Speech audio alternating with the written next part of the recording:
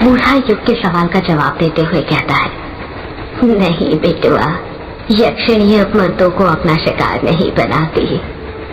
क्यों पापा, क्या यक्षिणी यहाँ से चली गई है जो अब वो मर्दों को अपना शिकार नहीं बनाती है? वो बूढ़ा युग के पास जाते हुए कहता है, वो गई नहीं है, शांत हो गई है। शांत हो गई है मतलब ये कि आज से 13 साल पहले उस ग्रेवयार्ड कोठी में एक लेखक बाबू रहते थे। उन लेखक बाबू को ही उस यक्षिणी ने अपना आखिरी शिकार बनाया था। तुम्हें पता है, लेखक बाबू की किसी को लाश तक नहीं मिली थी, पर उनका कमरा पूरा खून से सना हुआ था। हर जगह खून ही खून था, दीवारों पर, किताबों पर, टेबल पर, हर जगह। एक कोना ऐसा नहीं बचा था जहाँ पर खून ना हो। ये बात सुनकर युग डरा नहीं बल्कि उदास हो गया। अचानक से उसकी आंखों में नमी आ गई थी। बूढ़ा इस बात को भांप लेता है और युग के कंधों पर हाथ रखते हुए पूछता है, क्या हुआ बेटा? लेखक बाबू के बारे में सुनकर तुम्हारा चेहरा उतर क्यों गया? युग अपने दिल पर पत्थर रखते हुए कहता है, क्योंकि आप जिस लेखक बाबू की बात कर रहे हैं वो और कोई नहीं बल्कि मेरे पिता थे। क्या इसका मतलब ये कि तुम वो लेखक बाबू के बेटे हो? हाँ, मैं उन्हीं का बेटा हूँ, युग। बूढ़ा अपनी बात को आगे जारी रखते हुए कहता है, गांव वालों का कहना था कि उस यक्षिणी ने ही लेखक बाबू को मारा था। उसी दिन से उस ग्रेवयार्ड कोठी को बंद कर दिया गया और कोठी के बंद होने के साथ ही अमावस्या और पूर्णिमा की रात मर्दों के शिकार होने भी बंद हो गए। कुछ गांव वालों का तो ये तक कहना है कि शायद लेखक के साथ संभोग करके उस यक्षिणी की हवस मिट गई, इसलिए वो शांत हो गई। ये कुछ सोचते हुए कहता है, पर जब हवस मिट गई थी तो उस यक्षिणी ने मेरे पिता को क्यों मारा? और आपने कहा था कि संभोग करने के बाद यक्षिणी अपने शिकार के शरीर में से खून चूस लेती है, तो फिर मेरे पिता का खून कमरे में हर जगह कैसे फैला था? यक्षिणी ने उनका खून क्यों नहीं पिया? पता नहीं, उसने लेखक बाबू का खून क्यों नहीं पिया। ये राज तो उनकी मौत के साथ ही ग्रेवयार्ड कोठी में दफन हो गया था। यक्षिणी हर शिकार के साथ संभोग करने के बाद सीधे उसे मौत के घाट उतारती थी, इसलिए हवस खत्म होने के बाद भी उसने लेखक बाबू को भी मार दिया होगा। पर कुछ गांव वालों का कहना था कि लेखक बाबू कई सालों से खोजबीन पूछताछ करके यक्षिणी पर कोई किताब लिख रहे थे। इसकी भनक उसे लग गई थी। एक ये भी कारण हो सकता है। और फिर अमावस्या आते ही यक्षिणी ने लेखक बाबू को मार दिया होगा। क्या वो किताब मुझे मिल सकती है? नहीं, वो किताब तो कहीं नहीं है। सुना है प्रकाशित ही नहीं हो पाई, शायद ग्रेवयार्ड कोठी में हो। क्या कहा आपने? ग्रेवयार्ड कोठी में? हाँ, ग्रेवयार्ड कोठी में। पर मैं तुम्हें एक सलाह देता हूँ, वो यक्षिणी शांत हो चुकी है तो बेहतर है उसे शांत ही रहने दो। उसके अंदर की वासना को फिर मत जगाओ, वरना पता नहीं और कितने मर्दों की जान ले ले। आप मुझे डरा क्यों रहे हैं? मैं डरा नहीं रहा हूँ तुम्हें, बस आगाह कर रहा हूँ बेटुआ। मौत के आने से पहले चेतावनी देनी पड़ती है। मतलब? तुम शहर के लोग मतलब ही बहुत होते हो बेटुआ, हर बात में मतलब ढूंढते हो। मतलब कुछ नहीं। वैसे आप बहुत कुछ जानते हो उस ग्रेवयार्ड कोठी के बारे में। आखिर कैसे? जानूंगा कैसे नहीं, मेरा पुराना रिश्ता जो है। ये कुछ बूढ़े को घूरते हुए पूछता है। क्या कहा? पुराना रिश्ता है? क्या रिश्ता है आपका ग्रेवयार्ड कोठी से? बूढ़ा बड़ी बड़ी आंखें करते हुए कहता है, मेहंदी पथार। युग अपना मुंह फाड़ते हुए कहता है, मेहंदी पथार मतलब ये बेटुआ कि मेहंदी पथार स्टेशन आ गया है, चलो जल्दी उतर जाओ। ट्रेन मेहंदी पथार स्टेशन पर आकर रुक गई थी। युग और वो बूढ़ा अपना अपना सामान लेकर ट्रेन से नीचे उतर जाते हैं। स्टेशन ज्यादा बड़ा नहीं था और पूरा सुनसान पड़ा हुआ था। स्टेशन पुराने जमाने का था। लाइट भी एक दो ही जल रही थी जो बार बार बंद चालू हो रही थी। ट्रेन अभी स्टेशन से निकली ही थी कि तभी युग की नजर बूढ़े के हाथ में जो झोला था उस पर पड़ती है और वो देखता है कि उसके अंदर कई सारे कमल के फूल रखे हुए थे। युग सोचने लग जाता है, ये बूढ़ा इतने सारे फूलों का क्या करने वाला है। जैसे ही बूढ़ा स्टेशन पर उतरा था, जल्दी जल्दी कदम बढ़ाने लग गया था, जैसे उसे कहीं जाने में देर हो रही हो। युग के मन में कमल के फूलों वाली बात खटकती जा रही थी, उससे रहा नहीं जाता और वो उस बूढ़े से पूछ ही लेता है, वैसे बाबा आप इतने सारे कमल के फूलों का क्या करने वाले हैं। बूढ़ा अपने चेहरे पर मुस्कान लाते हुए कहता है, तो तुम्हारी नजर चली ही गई इन पर, बड़ी तेज नजर है। ये मेरे सवाल का जवाब नहीं हुआ बाबा, बताइए ना आप इतने सारे फूलों का क्या करने वाले हैं। अरे पूजा आने वाली है ना, उसी के लिए है ये फूल। कैसी पूजा। पूर्णिमा की पूजा। पूर्णिमा की पूजा मतलब तुम नहीं समझोगे, तुम गांव में नए आए हो ना, धीरे धीरे सब समझ जाओगे। युग उस बूढ़े को हैरानी के साथ घूरे जा रहा था क्योंकि उसको उसकी बातें बिल्कुल समझ में नहीं आ रही थी। युग अपनी जीन्स पकड़ते हुए कहता है, अरे शिट, इससे भी अभी आना था। क्या हुआ बेटा, बड़ी मुश्किल में लगते हो। हाँ बाबा, वो यहाँ पे कोई वॉशरूम है क्या। बूढ़ा अपना सिर खुजाते हुए कहता है, वॉशरूम मतलब बेटुआ, मतलब टॉयलेट, पेशाब घर बाबा। अच्छा ये बोलो ना तुम्हें टंकी खाली करनी है। युग चिढ़ते हुए कहता है, हाँ वही। वो तो नहीं है स्टेशन पर, पूरे देश की तरक्की हो गई पर मेहंदी पथार आज भी वैसा ही है जैसा पहले था। तो फिर मैं वॉशरूम मतलब टंकी खाली कहाँ पर करूं। अरे इतनी सारी जगह है, कहीं भी कर दो, वैसे भी अंधेरा है, कोई नहीं देखने वाला। युग थोड़े आगे ट्रेन की पटरी के पास चले जाता है और टॉयलेट करने लग जाता है। युग टॉयलेट करते हुए कहता है, वैसे बाबा आपको यहाँ से कहाँ जाना है। रॉन्ग कामूचा, मतलब आपको कृष्णोई नदी पार करके जाना पड़ेगा। हाँ, आपको डर नहीं लगता यदि उस यक्षिणी ने आपको पकड़ लिया तो। अरे मैंने कहा ना बेटुआ, उसकी वासना खत्म हो चुकी है, वो अब शिकार नहीं करती। और वैसे भी आज पूर्णिमा या अमावस्या थोड़ी है जो मुझे अपना शिकार बनाए। वैसे आप रोंग कामुचा में कहाँ रहते हैं। रोंग कामुचा में कृष्णोई नदी का जो घाट है ना, वहीं पर रहता हूँ। युग कुछ सोचते हुए कहता है, ये तो वही घाट है ना जहाँ पर वो यक्षिणी भटका करती थी। पापा कहते थे कि अक्सर यक्षिणी कृष्णोई नदी के दोनों घाट के पास ही भटका करती थी। कोई जवाब नहीं आता है।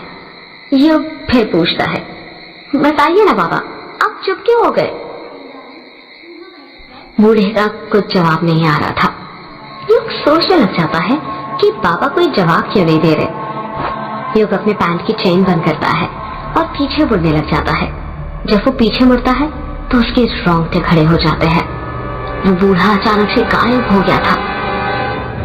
युग के समझ नहीं आ रहा था कि वो बूढ़ा इतनी जल्दी कहाँ जा सकता था।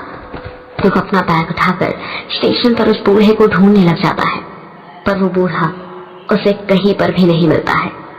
युग हैरान था ये सोचकर कि वो बूढ़ा एकदम से थोड़ी ही देर बाद वो ये सोचकर संतुष्ट हो जाता है कि शायद वो बूढ़ा अकेले ही चला गया होगा। और अच्छा ही हुआ चले गया, वरना यक्षिणी के बारे में बातें करके वो तो खुद तो डरता ही, साथ में उसे भी डरा था। युग स्टेशन से बाहर निकलता है तो देखता है कि स्टेशन से बाहर एक भी ऑटो रिक्शा वाला नहीं था। ये गांव में ना यही प्रॉब्लम होती है, टैक्सी नहीं मिलती। शहरों का विकास तो हो रहा है पर गांव आज भी गांव ही है, जरा सी तरक्की नहीं हुई यहाँ पर। आज भी वैसा का वैसा है जैसे पहले था। इतना कहकर युग पैदल पैदल ही बंगला मुड़ा गांव जाने के लिए निकल जाता है। आधे घंटे में वो बंगला मुड़ा गांव पहुंच जाता है।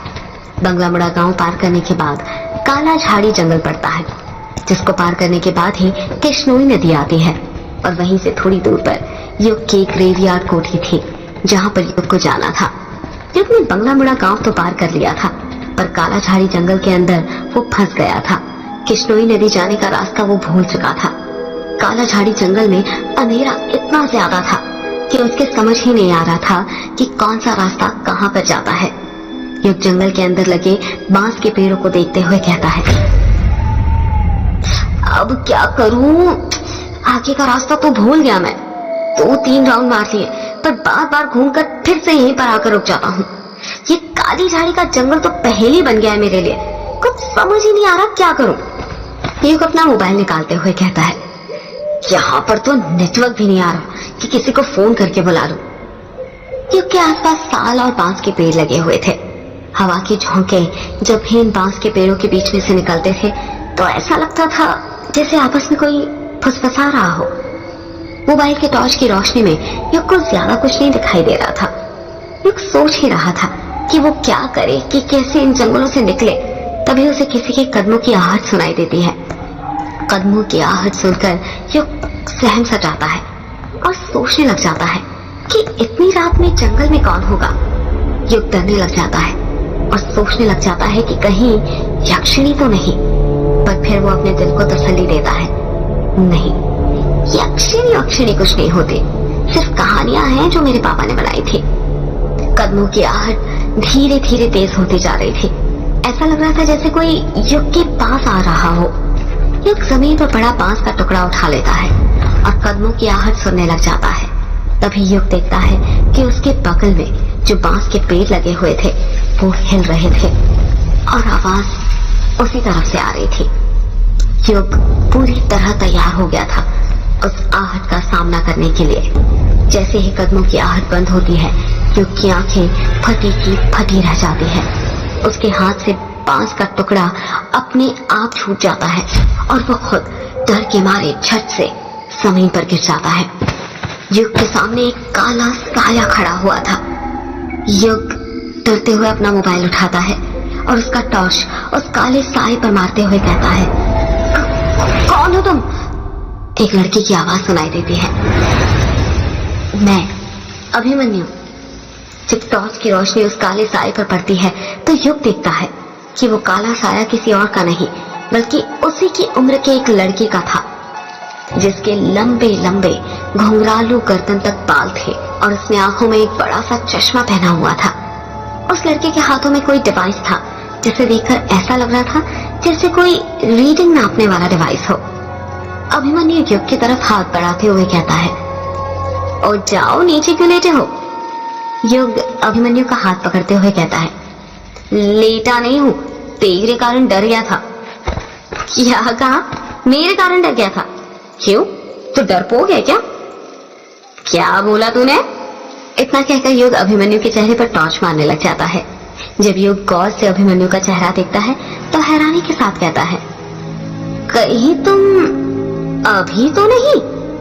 युग अपनी बात पूरी करता उससे पहले ही अभिमन्यु भी युग की तरफ उंगली करते हुए कहता है, और तू युग है ना? इतना कहकर ही दोनों एक दूसरे के गले मिल जाते हैं। अभिमन्यु युग के बचपन का दोस्त था। युग अभिमन्यु के बालों को हाथ लगाते हुए कहता है, तू तो बहुत बदल गया यार, बड़े बड़े बाल, आंखों में बड़ा सा चश्मा। अभिमन्यु कहता है, बदल तो तू भी गया है यार। ये बता, कब आया और कहाँ जा रहा है तू इतनी रात में? बस आज ही आया, ये मान ले 1-2 घंटे पहले, और मैं तो अपने ग्रेवयार्ड कोठी जा रहा हूँ। तू बता, तू कहाँ जा रहा है इतने सुनसान जंगल में, वो भी इतनी रात में? और तूने ये बाल इतने बड़े क्यों कर रखे? एक पल तो मुझे लगा जैसे वो थी। अभिमन्यु हैरानी के साथ पूछता है, वो थी मतलब? युग बात को घुमाते हुए कहता है, छोड़ ना, और तू पहले मेरे सवाल का जवाब दे, ये बता तू इतनी रात में यहाँ पर क्या कर रहा है? मुझे तो कुछ गड़बड़ लग रही है। यार गड़बड़ वड़बड़ कुछ नहीं है। अगर मैंने बता दिया ना कि मैं यहाँ पर क्या कर रहा था तो तू हंसेगा, इसलिए बेहतर होगा कि ना तू मत ही जा। अरे नहीं हंसूंगा भाई, पहले तू बता तो यहाँ पर कर क्या रहा था? अभिमन्यु धीरे से कहता है, मैं ना यहाँ पर भूत पकड़ रहा था। युग को सुना ही नहीं देता है और वो फिर से पूछता है, क्या कहा? अभिमन्यु युग के कान में चिल्लाते हुए कहता है, भूत पकड़ रहा था यार। अभिमन्यु की बात सुनकर युग जोर जोर से हंसने लग जाता है और कहता है, तू पागल हो गया है क्या? कैसी बातें कर रहा है? मुझे लगा तेरी बचपन की आदत है ये भूतों पर विश्वास करने की, जो चली गई होगी और तू अब समझदार हो गया है, पर तू तो अभी भी नहीं सुधरा है यार। पूरा वैसा का वैसा है जैसे बचपन में था। डब्बा का डब्बा। अभिमन्यु नाराज होते हुए कहता है, मैंने कहा था ना तू हंसेगा, इसलिए नहीं बता रहा था। युग को गिल्टी फील होने लगता है और वो धीरे से कहता है, सॉरी यार, चल छोड़। ये बता क्या करता है आजकल तू? मेरी गुवाहाटी में जॉब है, अभी छुट्टियां मनाने आया हूं। गुवाहाटी में जॉब है? पर किस चीज की? अभी तो बताया। क्या बताया? भूत पकड़ने की। मैं एक सर्टिफाइड पैरानॉर्मल एक्टिविटी एक्सपर्ट हूं। हम लोग भूत खोजने का काम करते हैं। हाँ। अभिमन्यु की बात सुनकर युग अपनी हंसी नहीं रोक पा रहा था, वो हंसते ही जा रहा था। यार तू हंस क्या रहा है? हंस ले, जिनको कम नॉलेज होती है ना वो अक्सर अपने से ज्यादा नॉलेज वालों को पागल ही समझते हैं। शायद तुझे पता नहीं है, हमारे इंडिया में ना 10 सर्टिफाइड पैरानॉर्मल सोसाइटीज हैं जो भूत खोजने का काम करती है। मैं भी उसी सोसाइटी में सर्टिफाइड हूँ, समझा? युग हंसते हुए कहता है, ये बता आज तक कोई भूत खोजा या नहीं तूने? अभी तक तो नहीं खोजा, पर जल्दी खोज लूंगा ना। अच्छा, और वो कैसे? अभिमन्यु अपने हाथ का डिवाइस दिखाते हुए कहता है, इसकी मदद से। युग हैरानी के साथ पूछता है, ये क्या है? इसे इलेक्ट्रोमैग्नेटिक फील्ड मीटर कहते हैं। मतलब ये कि इस मीटर का इस्तेमाल एक टाइम के अंदर इलेक्ट्रोमैग्नेटिक फील्ड में होने वाले अंतर को जांचने के लिए किया जाता है। कहते हैं किसी जगह पर जब भूत प्रवेश करते हैं तो वहां के इलेक्ट्रोमैग्नेटिक फील्ड में बदलाव आता है। इस तरह भूतों का पता लगाया जाता है। इसमें एक अलग तरह का सेंसर भी लगा होता है जो बजता है और हमें बताता है कि हमारे आसपास कुछ अदृश्य शक्तियां हैं। या कुछ बोलता उससे पहले ही वो इलेक्ट्रोमैग्नेटिक फील्ड मीटर बजने लग जाता है। युग हैरानी से पूछता है, ये क्या हो रहा है कि डिवाइस इतनी आवाज क्यों कर रहा है? अभिमन्यु अपने आसपास देखते हुए कहता है, ये संकेत है कि हमारे आसपास कुछ है। युग धीरे से कहता है, मतलब भूत? हाँ,